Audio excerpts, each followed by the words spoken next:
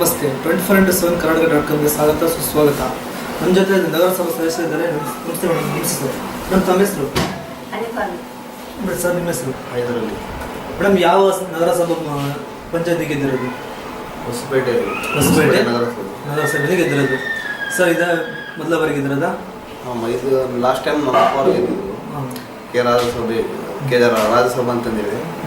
ಈ ಸಾರಿ ಮತ್ತೆ ನಾವು ಲೇಡಿ ಕ್ಯಾಟಗರಿ ಬಂದ್ರಿಂದ ನಾವು ನಮ್ಮ ತಾಯಿ ಲೇಡಿ ಕ್ಯಾಂಡಿಡೇಟ್ ನಿಲ್ಲಿಸಿ ನಿಮ್ಮ ತಾಯಿ ಗೆದ್ದಿದ್ದಾರೆ ಸರ್. ಹೇಗನ್ಸರ್ ರಾಜಕೀಯ ಅಂದರೆ ಒಂಥರ ಇದು ಸುಮ್ಮನೆ ಅಲ್ಲ ಸರ್. ಭಾಳಷ್ಟು ನೋವುಗಳಿದ್ದಾವೆ.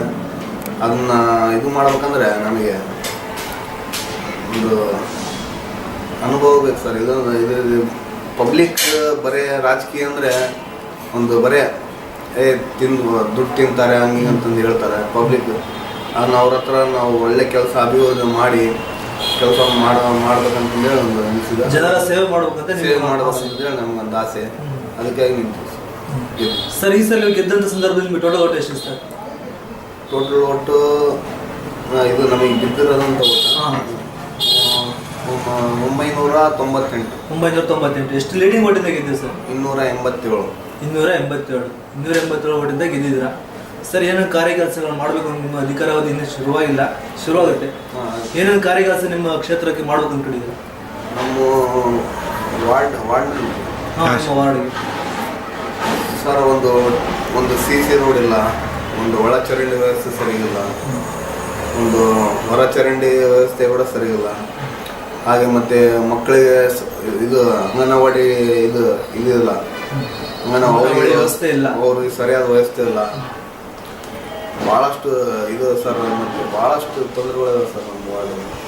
ಭಾಳ ತೊಂದರೆಗಳಿದೆ ಸರ್. ನಿಮ್ಮ ವಾರ್ಡಿನ ಜನತೆ ನಿಮ್ಮ ಬಳಿ ಒಂದು ಹೆಚ್ಚಿನ ಸಮಸ್ಯೆ ಅದ್ರ ಬಗ್ಗೆ ಕೇಳ್ತಾರೆ. ಹೆಚ್ಚಿನ ಸಮಸ್ಯೆ ಕೇಳ್ತಾರೆ ಅಂದರೆ ಒಳಚರಂಡಿ, ಹೊರ ಚರಂಡಿ, ಮತ್ತು CC ರೋಡ್ ಒಂದು CC ರೋಡ್ ಇಲ್ಲ ಸರ್. ಕಾಂಕ್ರೀಟ್ ರೋಡ್ ಯಾವುದಿಲ್ಲ. ಅದನ್ನು ಭಾಳ ಕೇಳ್ತಾರೆ.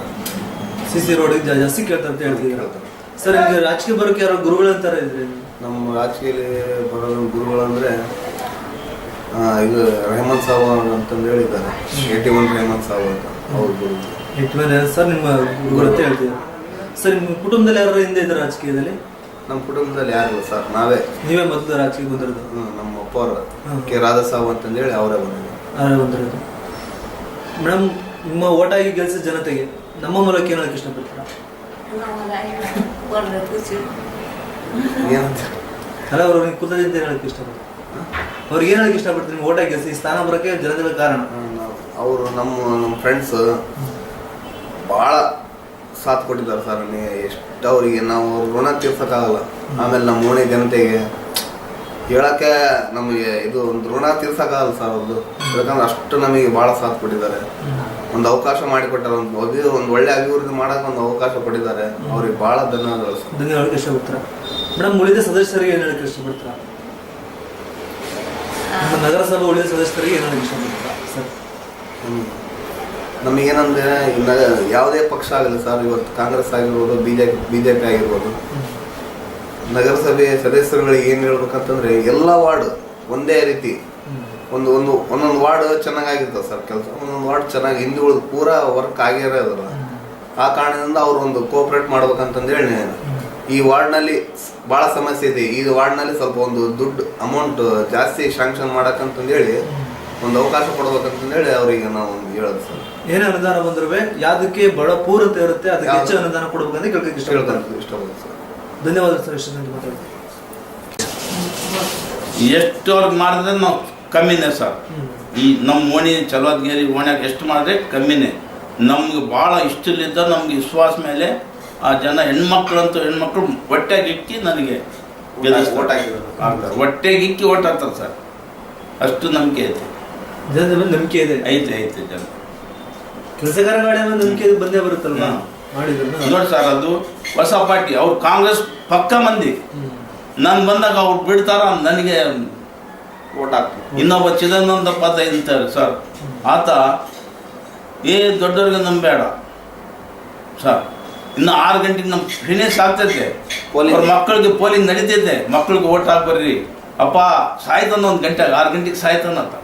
ಏ ಅಪ್ಪ ಓಟ್ ಹಾಕಿವಿ ನಿಮ್ಮ ಪಾರ್ಟಿಗೆ ತಾರಕ್ಕ ತಾ ಅಂದಾರ. ಅವ್ರಿಗೆ ಸತ್ಯನ ನಾವು ನೆನೆಸ್ಬೇಕು. ನಮ್ದು ಓಟ್ ಹಾಕಾಕ ಅವ್ರು ಡಬ್ಬೆ ತೊಗೊಳಕ್ ಟೈಮ್ ಅವ್ರದ್ದು ಜನ್ಮ ಹೋಗುತ್ತೆ ಸರ್. ಅವ್ರಿಗೆ ನಾವು ನೆನೆಸ್ಬೇಕಿಲ್ಲ.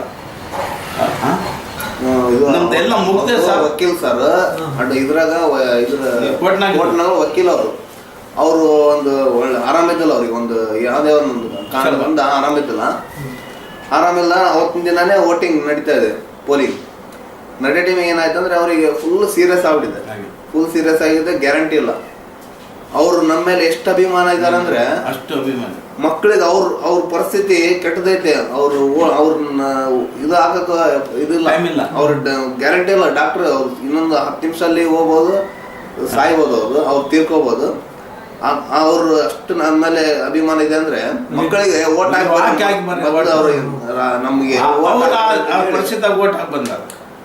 ಆ ಪಕ್ಷ ನಿಂತಿದೆ, ರಾಜಣ್ಣ ಅವ್ರು ಹೋಗಿ ಓಟ್ ಹಾಕಿ ಬರ್ರಿ, ನನಗೆ ನೆಮ್ಮದಿ ಆಗ್ತದೆ ಅಂತಂದೇಳಿ ಆ ಮಾತು ಮಕ್ಕಳಿಗೆ ಕಳಿಸಿದ್ರು. ಸರಿ, ಈಗ ನಮ್ದು ಮುಗಿಯಾಕ ಅವ್ರ ಜನ್ಮ ಬಿಡ ಡಬ್ಬಿ ಯಾವಾಗ ಬಂದವ ಇವತ್ತು ನೆನೆಸ್ಬೇಕಲ್ಲ ಸರ್.